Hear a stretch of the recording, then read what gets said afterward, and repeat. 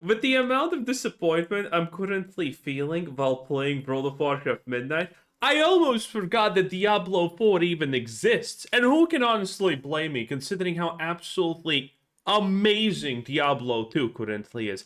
It's fresh, it's fun, the new season happened, and I am enjoying myself so much there. And Diablo 4, it's season 12. I don't even remember what season 11 was supposed to be. And I have seen a little bit of the preview of the Warlock class, and I have to say, my disappointment is immeasurable as always. The Warlock class from Diablo 4 just seems so weak, frail, stupid, and overall absolutely pathetic compared to Diablo 2's Warlock. It's insane. Like, this skill color even looks feminine. It is insane. I can't. Look at this. This is the new class. Do you see this? This is called a resource. Why? Why does the bottle class even have a resource bar? What is the point?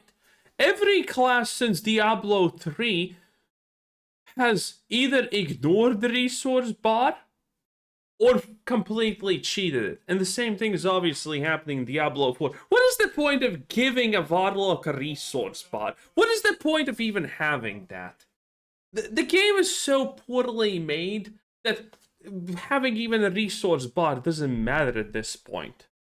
Starting off with Diablo news. This week, we got the full reveal of the Diablo 4 Warlock coming with Lord of Hatred on April 28th. God, there's so much useless garbage clutter happening on the screen. This is disgusting. This is unplayable. This is some kind of Zoomer theater skibbity toilet garbage. But I am trying to be positive about Diablo 4 because my uncaring for this game has transcended so many levels. I don't even know why I'm doing this video at this point. The amount of don't care has reached a level where I don't even know if I'm buying the next expansion. I should, because I'm probably going to be disappointed from the story so much that I will force myself into caring about hating the game at least. I guess that's a good thing. Well, I can't. After the last expansion, Vessel of Hatred, I don't think it's possible to make a stupider, more nonsensic story than what we are currently getting already. I've got a full video breakdown showing gameplay I got to record at Blizzard HQ a month ago, talking through the skills and the different play styles of the Warlock. And I actually recorded my... Oh, but there is one thing I'll be able to say good about Diablo 4, the Warlock class. One thing! Video on our best guesses for the second expansion class right before leaving for that trip, since I figured they were going to reveal the new class to us during that presentation, so I wanted to lock in my guesses before I went to Blizzard HQ. So if you saw that video, you know that Oracle was our #1 guess. Also, by the way, I still even haven't played the Spiritborn. Ended up not being the Oracle, but damn, the Warlock blew me away. So do check out my video explaining why I think the Warlock is Diablo 4's best designed class yet. But apart from that, we also got the full reveal of season. They actually have yellow monsters? That's nice. That's a good change. That's a good change. 4, Season of Slaughter. And rather than starting on a Tuesday like usual, it's actually starting on Wednesday the 11th at 10 a.m. Pacific. And now that we have the full details, the season actually seems a lot more promising than the test server led us to believe. The big season gimmick that we did not get to try on PTR, we can transform into the Butcher. And when we do, it's a full skill takeover. Our skill bar is replaced with a bunch of Butcher skills. They'll be different. That is gonna become boring in the third time you do this. Oh no! Dude, they made a fucking game about this. A whole separate game about that shitty move. It was called... What was it actually called? I don't... Evolution? You know, the one where there's a 4-man team trying to kill a monster and you're supposed to evolve 3 times. Yeah, that! They made a whole game about that and it fucking failed. Now you're giving people the ability to play the Butcher? Dude, this is a more obvious failure of a season than the season of the Construct. And a fucking pit was already bad. Now you're supposed to transform in the Butcher? What happens if the Butcher abilities are actually very strong? Is Blizzard gonna nerf them like they did with the boss abilities? The boss ability season, was it season 10, season 9, something like that?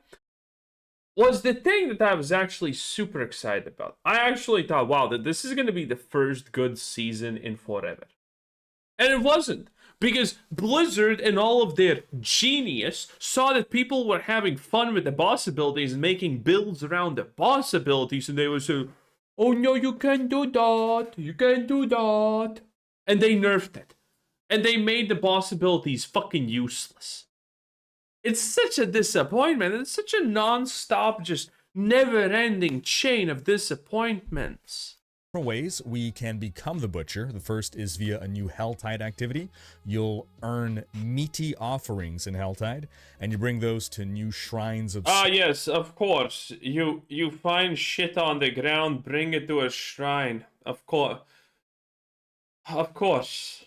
Slaughter, again in Helltide, to then turn into the Butcher for a limited time, and during this time a bunch of monsters are going to come surging towards the shrine, like lambs to the slaughter. A second way you could become the Butcher, something really different, the PvP zones, the Fields of Slaughter. It sounds like they're replacing the normal PvP... Oh, wow, yeah, PvP, that's gonna be great. People are gonna love that. PvP zone turn-in activity with the Ceremony of Slaughter, which, while active, will track the kills of those within, and at the end, the person with the most kills turns into the Butcher, at which point the idea is that... Like, what is this? You go around killing all the other players. That's actually a really neat idea.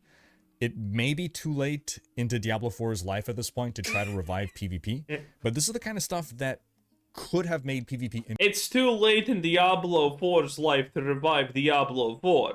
Interesting at the start.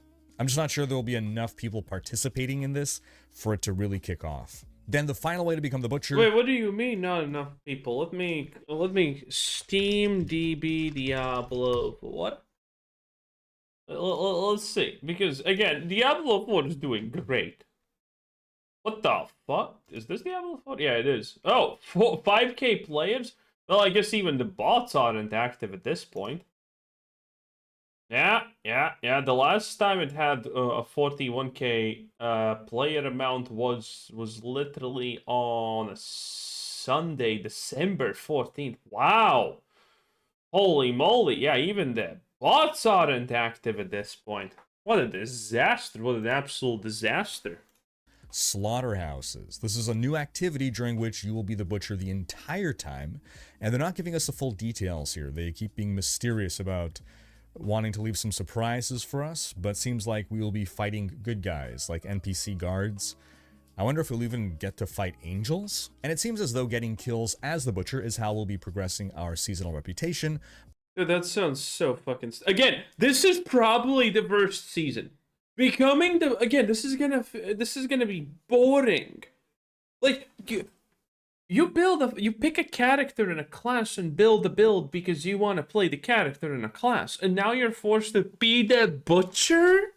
Again, that's a novelty that may be nice 3 times. And on the 4th time, please make this stop.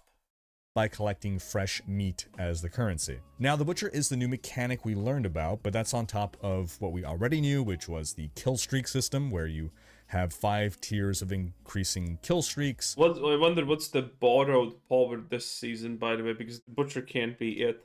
That not only reward XP and seasonal reputation at the end, but they also interact with the new bloodied items mechanic. Basically, any item that drops can additionally have a bloodied affix on it, and there are 3 types of bloodied affixes. Rampage affixes can appear on armor, and they increase in power based on your current kill streak tier. An example would be 7% more move speed per kill streak tier. So with 5...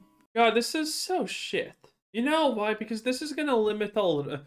Like, who's gonna play Necromancer? How are you supposed to keep these streaks up with a Necromancer? Every other class can literally zoom from one side of the continent to the other in 5 seconds, and the Necromancer needs to become an old man, die, and maybe hope to be reincarnated on the other side of the world, because that's the fast travel option. Like, what is this shit that we're talking about? Like, come on! We have already done this. I think Diablo 3 actually did this in some similar form. It doesn't work. Because it obviously doesn't work. Because that limits you to extremely fast and explosive specs, which means you're shrinking build diversity, and you're effectively, again, you're trying to be like, zoom, zoom, zoomers, zoom, zoom. Are you ready to zoom? Yes, because that's they're trying to force you to not concentrate on the game that you're having and try to be fast and whatnot, so you don't you lose track and don't think about anything. That's what they're trying to do because they know the game's shit. Tiers, that's up to 35% more move speed. And you can theoretically have this affix on multiple pieces of armor, and so that 35% can stack to a whole lot of move speed, which is pretty neat. The second type of bloodied affix is Feast, which can roll on weapons and applies a combat bonus. These give bonuses based on the total number of kills in your current kill streak. For example, every 40 kills, you reset one random cooldown. Then lastly, there's the Hunger bloodied affixes, which can roll on jewelry, and these affect your rewards. For instance, elite kills will drop runes more frequently. Now, since PTR, they've buffed these effects to make them more in line with the power of Chaos Armor and Sanctification bonuses, which I think is going to go a long way towards making them well received. Then we have Bloodied Sigils. Nightmare Dungeons, Infernal Hordes, and Lair bosses can now drop as bloodied versions of those sigils, which, if you run them, they're going to drop more bloodied items, and... Okay, one good thing I wanted to say about the Necromus, but the Vodlock, is that it does seem to have all of its abilities. Something that I was, by the way, complaining from Diablo 4 launch, okay? Pre-Season 1. That some abilities are very clearly just fucking unusable. And it does seem like the Vodlock is at least skipping that part, that all abilities seem to be more or less already in a usable state. They have a long enough range, they have a big enough AoE, they're versatile enough and stuff like that. Because a lot of classes still have shit that's unusable. A lot of classes still have abilities that are literally completely unusable unless you legendary affix them. And that's ass. I want the legendary affix to, impact other things than just, than make a skill actually worth using. A skill by default should be worth using. And it seems like the Vodlock's abilities, for the most part at least, are very, very tuned to that. Which is nice. That's the one thing I can say good about Diablo 4, the Vodlock. All of the skills seem to be big enough, juicy enough, and that's nice. They're also going to be about one Torment tier higher in difficulty than your current... Didn't try the Paladin, didn't try the Spiritborn, will try the Vodlock though. Oh, and also we're getting like 15 Torment levels because fuck you, I guess. Oh god, I hate this game so much. It's insane. It's absolutely insane how much I hate Torment. I said that this is what they're gonna do, and I said that this is gonna be a massive disappointment, and it's useless. It's fucking useless. What is the point of giving people Torment 1 to 15? Again, give it 2 seasons, everyone's gonna be in Torment 50 doing Greater Rifts again. Greater Rifts are already the cap of the Greater Rift you were doing was effectively a Torment cap. But now they made it into Torment. What's the point? Is every Torment gonna be like, okay, now it's hard to kill a white mob, but now when I kill a white mob, it drops any yellow item, it's instantaneously 15 times stronger than what I equip? Is this how the new Torments are gonna work? This is ass. It's useless, it's bad. Torment level, so if you're in T4, it's going to simulate a theoretical T5. But then something new since PTR is blood-soaked sigils, which are turbocharged versions of those, which simulate a difficulty of pit level 100. That's a nice addition. Then the new unique items this season are all based around the idea of kill streaks without being tied to the seasonal mechanic. And they all drop from a new Lair boss, which we didn't get to experience in PTR. The Butcher is coming as a new Lair boss, Yay. And his arena seems to be similar to the Diablo 3 Butcher fight arena. And how cool would it be if one of the mechanics that we're getting this season would be similar to the Diablo 1 Butcher room? You know what's crazy? I can't stop actually thinking about this. How every single boss fight in Diablo 3 is just so unbelievably better than Diablo 4. Some bosses literally have only two mechanics that you can ignore them in Diablo 3. And yet it's even those trash tier bosses are just so better than anything Diablo 4 has to offer. It's fucking crazy. It's absolutely crazy how not a single boss is a properly good designed fight in Diablo 4. Because everything that every boss does is just kind of some kind of shitty fucking take a little bit of chip damage mechanic effectively. And maybe in some case you have like, oh, you better fucking watch out, or this is gonna deal 70% of your life. It is insane how they have accomplished this. I can't honestly stop thinking about this when I talk about Diablo 4. The fact that the bosses are just so dull, boring, and non exciting, they have nothing. Like maybe the boss arena of the slaughterhouse could be based on the Diablo 1 butcher room, like all bloody. No way. You know, People limbs are and impaled in there. table, chopped up body stuff. You know, that'd be awesome.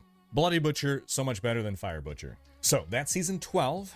Things again looking more promising now.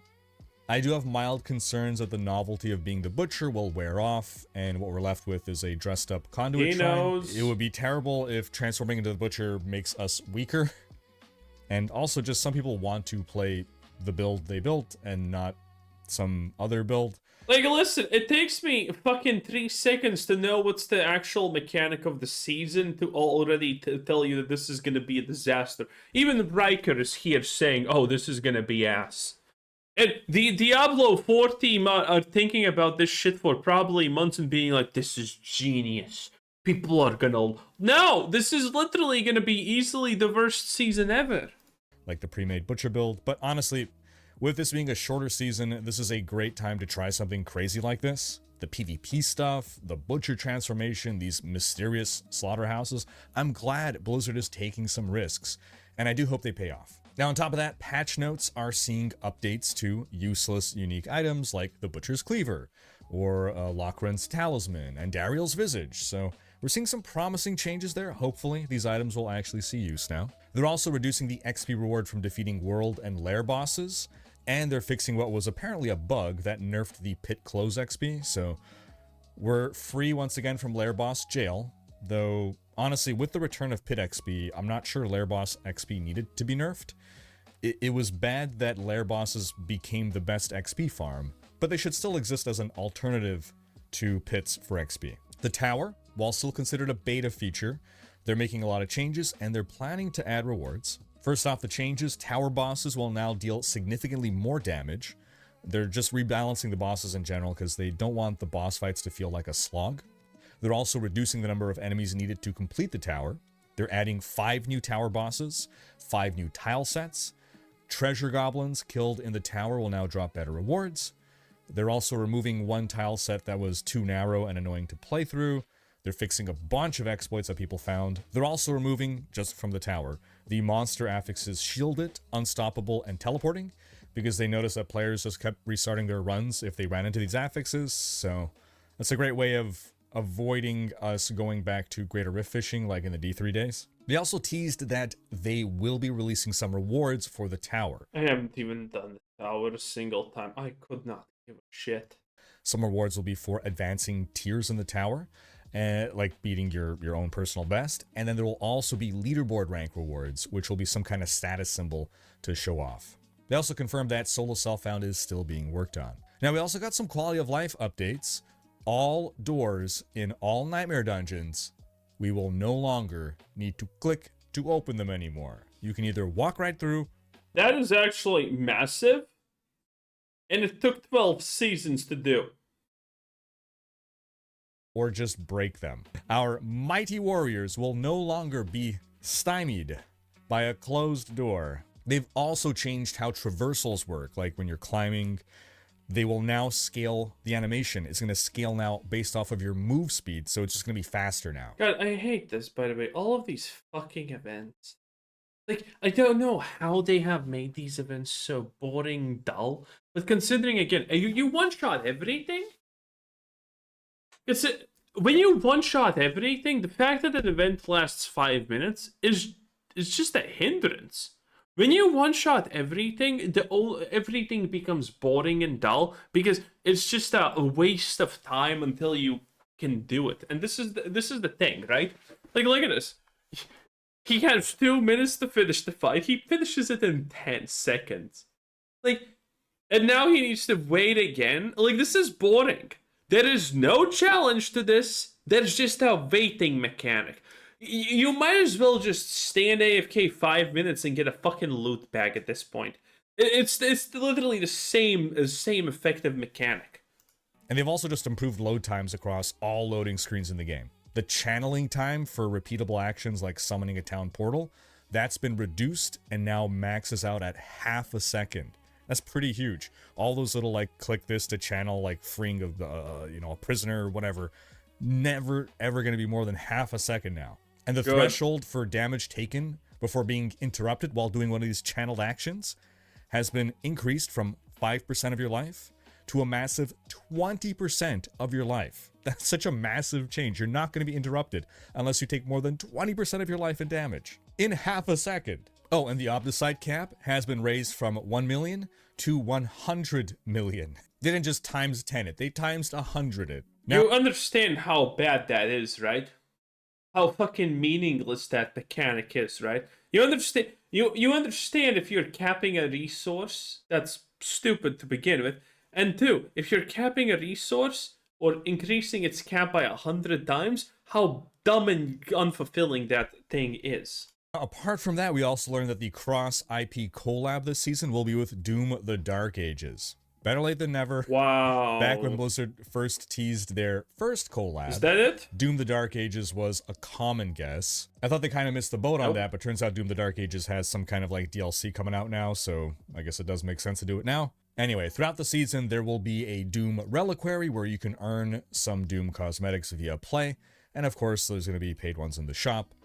New this time, something about like killing Lair bosses has a chance of dropping a Doom chest that's going to have like Doom cosmetics. Other cosmetics like the pet you can get from the season journey for free by earning it via play.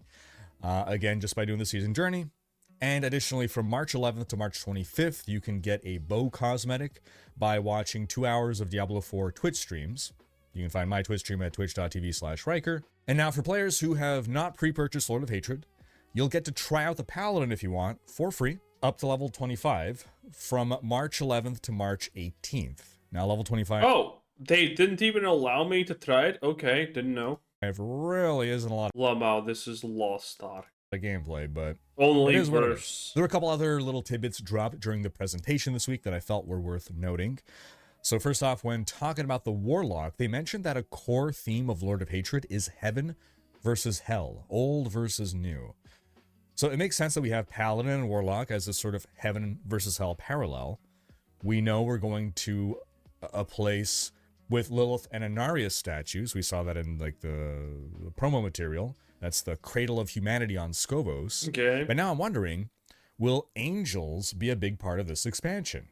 How do you have a heaven versus hell theme without heaven? We know there's going to be... I literally could not care less. But angels are going to be introduced back into the series, Diablo 4, I guess, not series, at some point. Representatives of hell, we're always fighting demons, but, you know, heaven versus hell. I think the odds of Tyrell appearing have risen, and maybe even more angels beyond just him. They also mentioned that for the expansion, along with a big skill tree rework, they're also touching every legendary and unique item, and that no class is being left behind.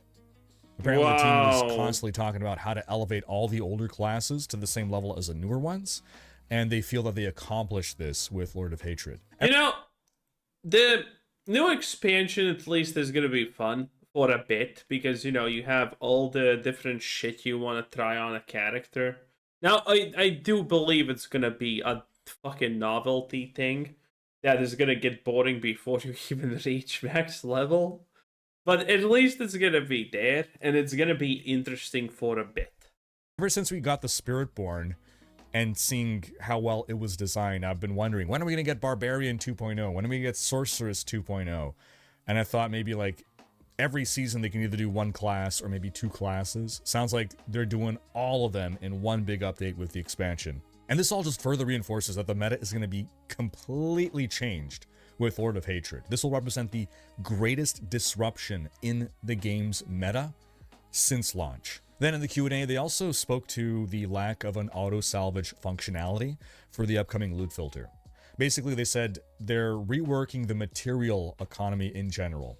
So as you progress through the game, the materials you'll need will change. So for instance, by the time you stop caring about non-ancestral items, and therefore with your loot filter, you're going to say, stop showing me this garbage, you'll also stop caring about the materials that you would be getting from salvaging non-ancestral items, either because you don't need the material anymore, or because you'll have such an abundance that you won't need to collect anymore. I like this approach, and I'm glad they expressed their intent here, because if things don't work out this way in practice, then we know that it's not by design. So for instance, if I do find myself running out of some material, and it's because my loot filter is too aggressive, then we can give that feedback that the intent is not matching the lived experience. Now, courtesy of Eurogamer, we also have some information on the leveling pace of Lord of Hatred. Oh boy. As part of a roundtable interview, they learned... Please just give us maximum level. Please just remove levels and let us start on maximum level. I'm tired of fucking leveling. It's a chore. No one likes it. It's literally stupid. No one likes it. Learned that while the level cap is increasing in Lord of Hatred, the time to reach max level will not be changing. And additionally, they're planning to rearrange the leveling pace. So the first 20 to 30 levels are going to take longer than they currently take, but the last 30 to 40 levels are going to play more rapidly. I think this is a great change because in the current state of the game, you're basically level 10 in like 2 minutes of play and level, 20 to 30 within half an hour. We can afford to slow down the start, especially if it means speeding up the back end towards 60, the overall leveling time not getting any worse. Overall, very promising future ahead for Diablo 4, but what are you folks most excited about? Nothing. Absolutely nothing. I hate everything, Riker. Thank you. Wow. I feel worse. I feel fucking worse now. This is why I don't cover Diablo 4 that much anymore, because it's just like, it's so bad. Everything is such a massive disappointment, and I want the game to succeed. I do. I would love Diablo 4 to be the best game in the world so I can play it and have fucking fun. I would. But no, every single thing that these freaks do just makes it worse.